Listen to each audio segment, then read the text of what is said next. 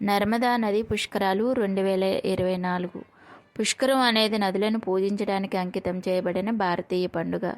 ఇది భారతదేశంలోని 12 ప్రధాన పవిత్ర నదుల ఒడ్డున ఉన్న పుణ్యక్షేత్రాల్లో పూర్వీకుల ఆరాధన, ఆధ్యాత్మిక ప్రసంగాలు, భక్తి సంగీతం మరియు సాంస్కృతిక కార్యక్రమాల రూపంలో జరుపుకుంటారు.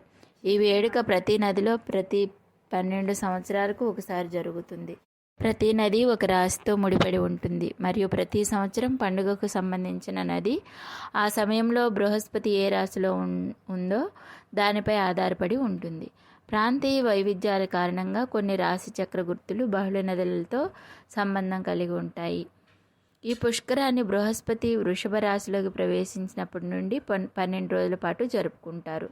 ఈ సంవత్సరం నర్మదా పుష్కరాలు 2024 మే 1 నుండి ప్రారంభమయ్యి మే 12న ముగుస్తాయి.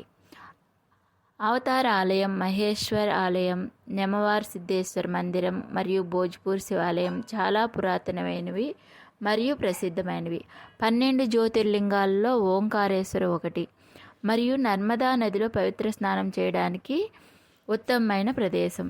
ఓంకారేశ్వర్లో నర్మదా నది ఒడ్డున అనేక అందమైన ఘాట్లు నిర్మించబడ్డాయి. ఈ నదీ ప్రవాహం నిరంతరం మరియు స్థిరంగా ఉంటుంది మరియు నీరు చాలా స్వచ్ఛంగా ఉంటుంది. ఘాట్లపై నది లోతు ఎక్కువగా ఉండదు మరియు భక్తులు సులభంగా స్నానాలు చేయవచ్చు. భక్తులు లోతు నీటిలోకి వెళ్లకుండా కాపాడేందుకు ఇనుప వలలు పట్టుకునే చైన్లను ఏర్పాటు చేశారు. వారి భద్రత కోసం సేఫ్టీ బోట్ కూడా ఏర్పాటు చేశారు. ప్రధాన ఆలయానికి ఎదురుగా ఉన్న కోటి తీర్థ ఘాట్ అన్ని ఘాట్లలో అత్యంత ముఖ్యమైనదిగా పరిగణింపబడుతుంది. ఇక్కడ స్నానం చేయడం వల్ల కోట్లాది తీర్థయాత్రల పుణ్యం లభిస్తుంది. ఓంకారేశ్వర్లో ఇతర ఘాట్లు ఈ క్రింది విధంగా ఉన్నాయి: చక్రతీర్థ ఘాటు, గోముఖ ఘాటు, భైరోన్ ఘాట్, కేవల్ రామ్ ఘాట్, నగర్ ఘాట్, బ్రహ్మపురి ఘాట్, సంగం ఘాట్, అభయ్ ఘాట్. పుష్కరం అంటే 12 సంవత్సరాలు. ఒక భారత కాలమానం ప్రతి 12 సంవత్సరాలకు ఒకసారి భారతదేశంలో 12 ముఖ్యమైన నదులన్నింటికి పుష్కరాలు వస్తాయి. పుష్కర సమయంలో ఆయా నదుల్లో స్నానం చేస్తే ప్రత్యేక పుణ్యఫలం ప్రాప్తిస్తుందని హిందువులు భావిస్తారు. బృహస్పతి ఆయా రాశుల్లో ప్రవేశించినప్పుడు ఆయా నదికి పుష్కరాలు వస్తాయి. బృహస్పతి ఆ రాశిలో ఉన్నంతకాలం ఆ నది పుష్కరంలో ఉన్నట్టే.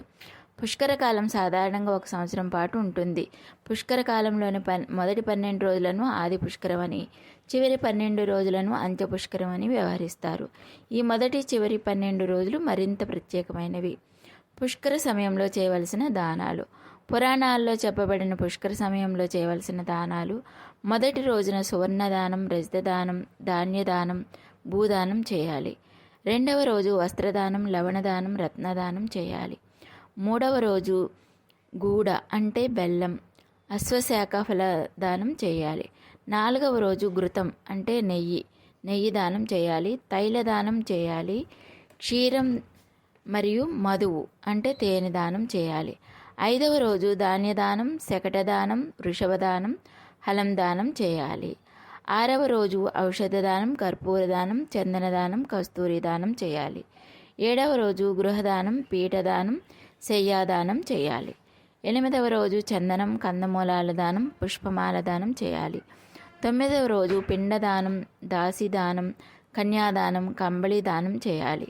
10వ రోజు శాకం అంటే కూరగాయలు, సాలగ్రామ దానం, పుస్తక దానం చేయాలి. 11వ రోజు గజదానం చేయాలి మరియు 12వ రోజు తిలదానం అంటే నువ్వుల దానం చేయాలి. పుష్కర సమయంలో సాధారణంగా నదీ స్నానాల్లో తర్పణం, పిండ ప్రదానం, శ్రాద్ధ కర్మలు చేసి పితృలను తృప్తిపరిచి వారి ఆశీస్సులు అందుకోవడం శుభప్రదమని విశ్వసిస్తారు. మొదటి రోజున హిరణ్య శ్రాద్ధం, 9వ రోజున అన్నశ్రాద్ధం, 12వ రోజున ఆమశ్రాద్ధం చేయడం మంచిదని ఋషులు చెప్తారని పురాణాలు చెప్తున్నాయి. శ్రాద్ధ కర్మలు ఉపనయనం, వివాహమైన పురుషులు తండ్రి మరణానంతరం మాత్రమే చేయాలి. నీటిలో 2 శక్తులున్నాయని వేదం చెప్తుంది. దాహార్తిని తీర్చడం, శుభ్రపరచడం అనే 2 బాహ్య శక్తులైతే ఆంతరంగిక మేధ్యం, మార్జనం అనే శక్తులున్నాయని వేదం వివరిస్తుంది. మేధ్యం అంటే నదిలో స్నానం చేసి 3 సార్లు మునక వేస్తే అది తెలిసి తెలియక చేసే పాపాలు పోతాయని, అలాగే మార్జన అంటే నీటిని చల్లుకోవడం అంటే సంప్రోక్షణ చేయడం, దీనివలన ద్రవ్య శుద్ధి జరుగుతుందని పురాణాల వర్ణన. నీరు నారాయణ స్వరూపం కనుక ఆయన స్పర్శించే పాపాలు స్నానం ద్వారా పటాపంచలవుతాయని విశ్వసిస్తారు. తీర్థస్నానం ఉత్తమం. దానికంటే నదీ స్నానం ఉత్తమం. దానికంటే పుష్కర సమయ నదీ స్నానం ఉత్తమోత్తమం. ఆ సమయంలో దేవతలంతా పుష్కరంతో నదిలో ప్రవేశిస్తారని హిందువుల విశ్వాసం. త్రికరణాలతో చేసే పాపాలు పోతాయని, పుష్కర స్నానం ఒకసారి చేస్తే 12 సంవత్సరాల కాలం 12 పుణ్యనదుల్లో స్నానం చేసిన పుణ్యం లభిస్తుందని, అశ్వమేధ యాగం చేసినంత పుణ్యం లభిస్తుందని ఋషుల వాక్కు. మోక్ష ప్రాప్తి కలుగుతుందని బ్రహ్మాండ పురాణం వర్ణిస్తుంది.